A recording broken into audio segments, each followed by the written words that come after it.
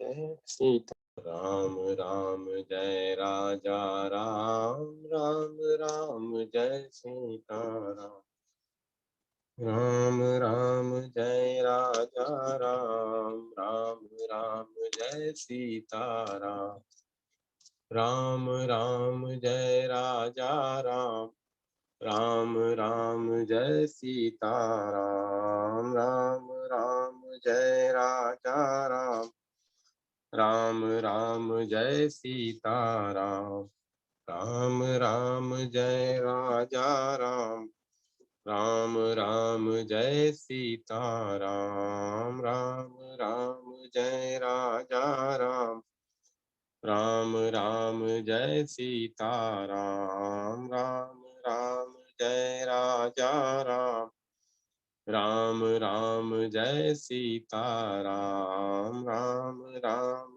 जय राजा राम राम राम जय सीता राम राम राम जय राजा राम राम राम जय सीता राम राम राम जय राजा राम राम राम जय सीता राम राम राम जय राजा राम राम राम जय सीता राम राम राम जय राजा राम राम राम जय सीता राम राम राम जय राजा राम राम राम जय सीता राम राम राम जय राजा राम राम राम जय सीता राम राम राम जय राजा राम राम राम जय सीता राम राम राम जय सीता राम राम राम जय राजा राम राम जय सीता राम राम राम जय राजा राम राम जय सीता राम राम राम जय राजा राम राम राम जय सीता राम राम राम जय राजा राम राम राम जय सीता राम राम राम जय राजा राम राम राम जय सीता राम राम राम जय राजा राम राम राम जय सीता राम राम राम जय राजा राम राम जय सीता राम राम राम जय राजा राम राम राम जय सीता राम राम राम जय राजा राम राम राम जय सीता राम राम राम जय राजा राम राम राम जय सीता राम राम राम जय राजा राम राम राम जय सीता राम राम राम जय राम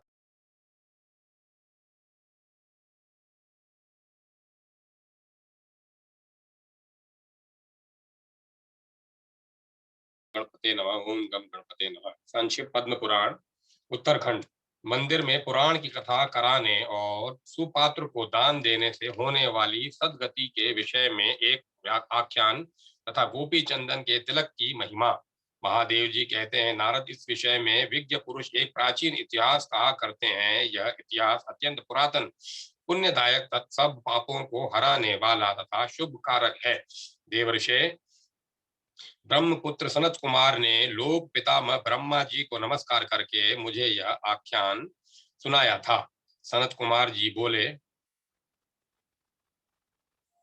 एक दिन मैं धर्मराज से मिलने गया था। वहां उन्होंने बड़ी प्रसन्नता और भक्ति के साथ नाना प्रकार की स्तुतियों द्वारा मेरा सत्कार किया। तत्पश्चात मुझे सुख में आसन पर बैठने के लिए कहा। बैठने पर मैंने वहां एक अद्भुत बात सुन देखी। एक पुरुष सोने के विमान पर बैठकर वहां आया। उसे देखकर मुझे उसे देखकर धर्मराज बड़े वेग से आसन से उठ खड़े हुए और आगंतुक का दाहिना हाथ पकड़कर उन्होंने स्वयं अर्घ्य आदि के द्वारा उसका पूर्ण सत्कार किया। तत्पश्चात वे उससे इस प्रकार बोले। धर्म ने कहा, धर्म के दृष्टा महापुरुष, तुम्हारा स्वागत है। मैं तुम्हारे दर्शन से बहुत प्रसन्न हूँ। मेरे पास बैठो और मुझे कुछ ज्ञान की बातें सुनाओ। इसके बाद उस धर्म का जाना वहां जहां श्री ब्रह्मा जी विराजमान हैं।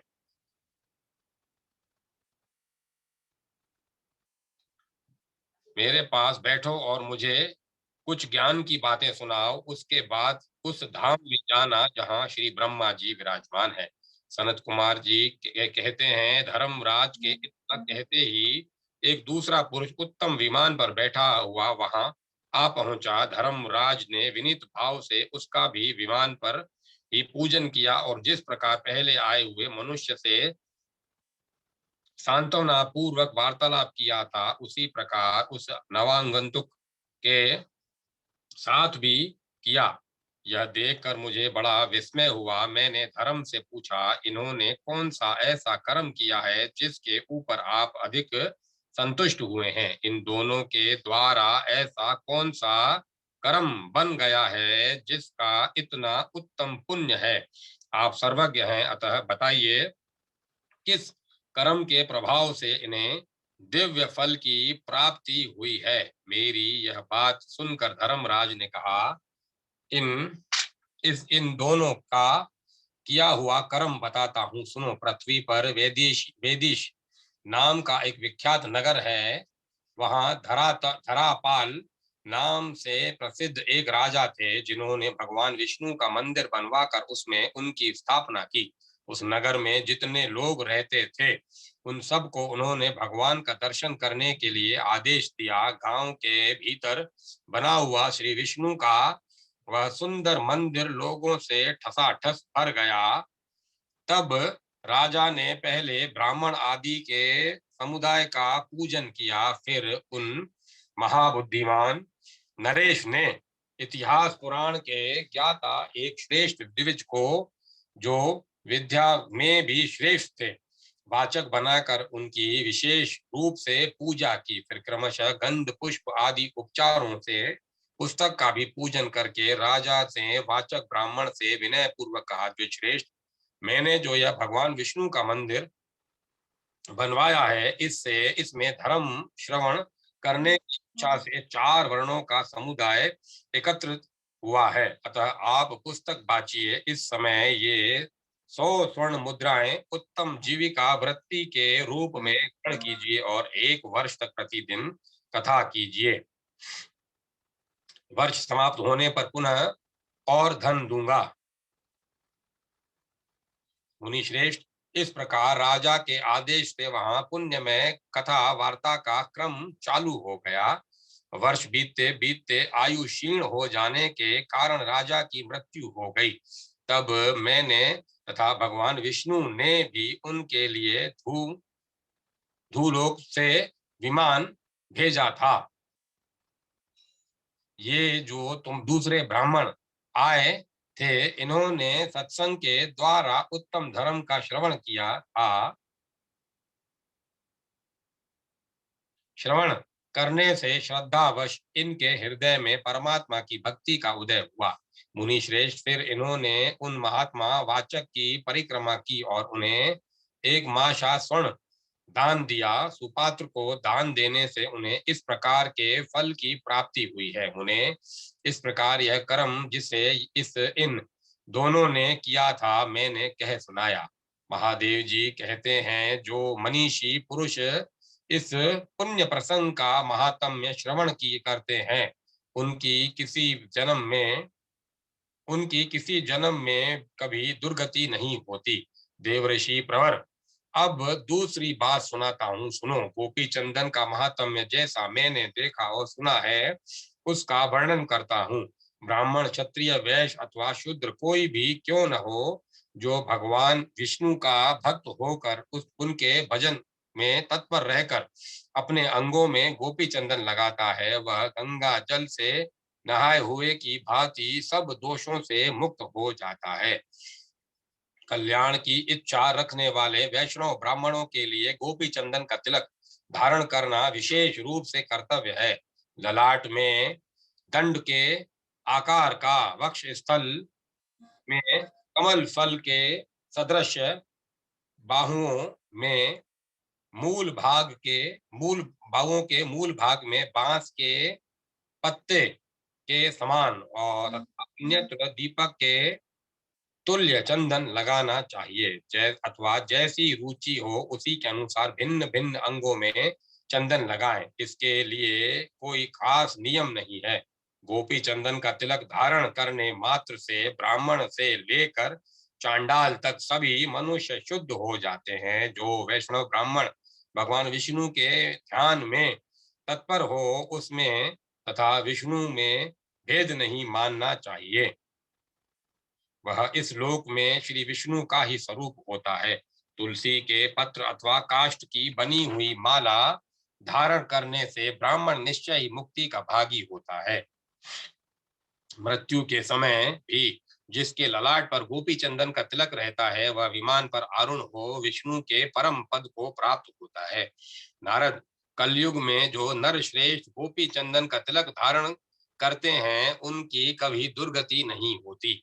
ब्राह्मण इस पृथ्वी पर जो शराबी, स्त्री और बालकों की हत्या करने वाले तथा अगम्या स्त्री के साथ समागम करने वाले देखे जाते हैं वे भगवत भक्तों के दर्शन मात्र से पाप मुक्त हो जाते हैं। ये मैं भी भगवान विष्णु की भक्ति के प्रसाद से वैष्णव हुआ हूँ। संवत्सर द्वीप व्रत की विधि और महिमा। अब मैं कथा में विराम देता हूँ। एक अध्याय आज पूरा हुआ। कल इस अध्याय को संवत्सर द्वीप व्रत की विधि और महिमा का पाठ करेंगे।